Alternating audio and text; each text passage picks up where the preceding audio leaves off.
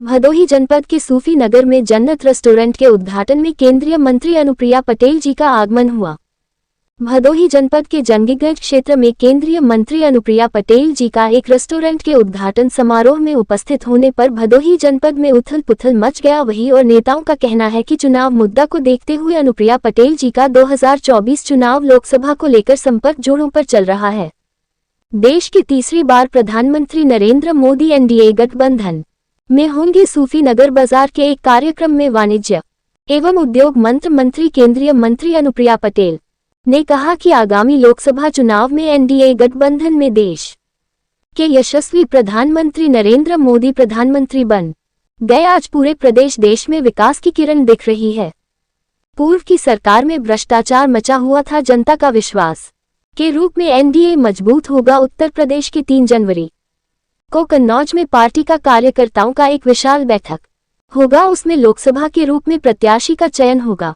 हर मंडलों में कार्यकर्ताओं की बैठक कर पार्टी को मजबूत किया जा रहा है। प्रधानमंत्री के नेतृत्व में सीटों का बंटवारा होगा। जिस तरह प्रधानमंत्री नरेंद्र मोदी के कार्यकाल में गरीब परिवार को सीधे लाभ मिल रहा है। लाखों गांव में विकसित भारत यात्रा संकल्प के माध्यम योजना का जानकारी दी जा रही है। मिर्जापुर जनपद में विकास की किरण देखने को मिल रही है। भदोही जनपद से भी लगाव है। पार्टी के कार्यकर्ताओं ने गर्मजोशी के साथ स्वागत कर फूल मालाओं से लाद दिया तथा राजेंद्र सिंह पटेल ने स्मृति चिन्ह गुलदस्ता भेंट कर सम्मानित किया। इस मौके पर विधायक आर.के. पटेल, पूर्व सांसद नागेंद्र सिंह पटेल, विंध्यवासिनी उपाध्याय, अश्वनी मिश्रा, सुनील पटेल सहित अनेक लोग मौजूद रहे। नहीं, अपना दल एनडीए का घटक है और 4 चुनाव हम साथ में लड़ चुके हैं। ये 5वां चुनाव हम एक साथ मिलकर लड़ने जा रहे हैं और मुझे पूरा भरोसा है कि इस बार 2024 में एक बार फिर आप देखिएगा कि पूरे देश के अंदर सबसे ज्यादा अगर एनडीए गठबंधन को मजबूती मिलेगी तो हमारे उत्तर प्रदेश से मिलेगी। सर्वाधिक सीटें हम लोग जीतेंगे, ऐसी हमारी कोशिश है और एनडीए के सामने आज कोई भी नहीं है। और मुझे लगता है कि जनता का बढ़ता हुआ विश्वास जो है उसके आधार पर मैं कह रही हूँ कि आने वाले चुनाव में एनडीए एक शानदार सफलता की ओर अग्रसर है। मैम, बात चल रही है कि भदोही समेत अन्य लोकसभा क्षेत्रों में भी अपना दल अपना प्रत्याशी उतारने के मूड में, इसके पर क्या रहेंगे? देखिए, अभी मैंने आपको बताया कि अभी फिलहाल हम पूरे प्रदेश के अंदर अपने पार्टी के संगठन विस्तार में लगे हुए हैं, क्योंकि जमीनी स्तर पर जब तक बूथ स्तर तक का संगठन मजबूत नहीं है चुनाव में प्रदर्शन प्रभावित हो सकता है। इसलिए फिलहाल हमारी योजना यही है कि संगठन के जितने कील काटे हैं उसको दुरुस्त किया जाए और इसी में हम सभी कार्यकर्ता, सभी पदाधिकारी लगे हुए हैं। सीटों के बंटवारे को लेकर अभी कोई विषय ही नहीं है और पार्टी तो हर सीट पर तैयारी करती है, तो हर संगठन अपने आप को तैयार करता है, हम भी कर रहे हैं। अब की बार 400 पार का जो नारा चल रहा है मैडम, कहाँ तक सार्थक मानती है? देखिए, मैं आंकड़ों के जाल में नहीं फंसूंगी।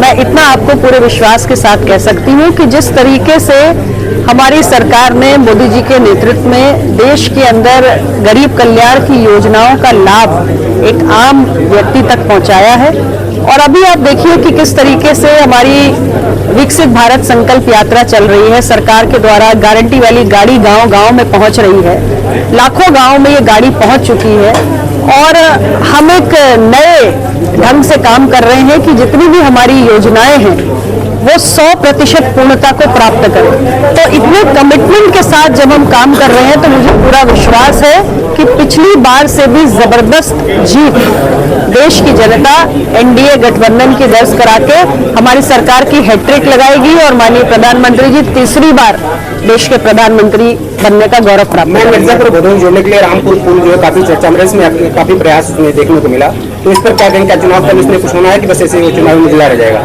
मेरा कोई काम चुनावी जुमला नहीं होता है। मेरा ट्रैक रिकॉर्ड है, मिर्जापुर की जनता जानती है। ये काम भी पाइपलाइन में है, इसकी भी सैद्धांतिक स्वीकृति हो गई है और ये काम आगे भी बढ़ रहा है और मुझे किसी प्रकार का कोई प्रमाण देने की जरूरत नहीं है, क्योंकि मेरे कामों को फलीभूत होते हुए मिर्जापुर ने देखा है। मेरे 9.5 वर्ष के कार्यकाल में मिर्जापुर ने विकास की एक नई यात्रा को तय किया है। एक विश्वास का रिश्ता है और एक विकास की यात्रा है जो निरंतर इन 9.5 वर्षों में आगे बढ़ेगी।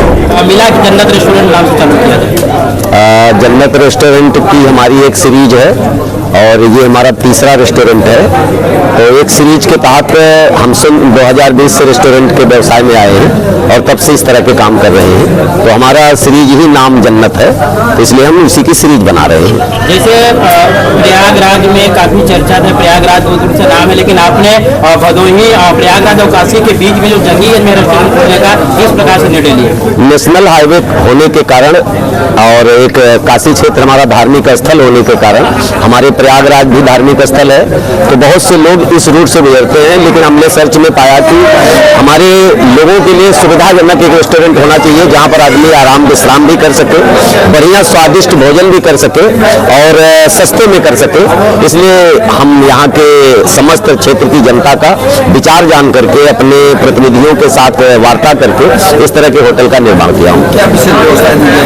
यहाँ पर स्वाद से हमारा कोई समझौता नहीं है। आज तक हमारे जन्नत रेस्टोरेंट जहाँ भी हम बना रहे हैं वहाँ हम स्वाद से कोई समझौता नहीं करते। तो स्वाद के नाम पर हमारा जन्नत जाना जाता है, तो स्वाद के लिए हम कटिबद्ध हैं।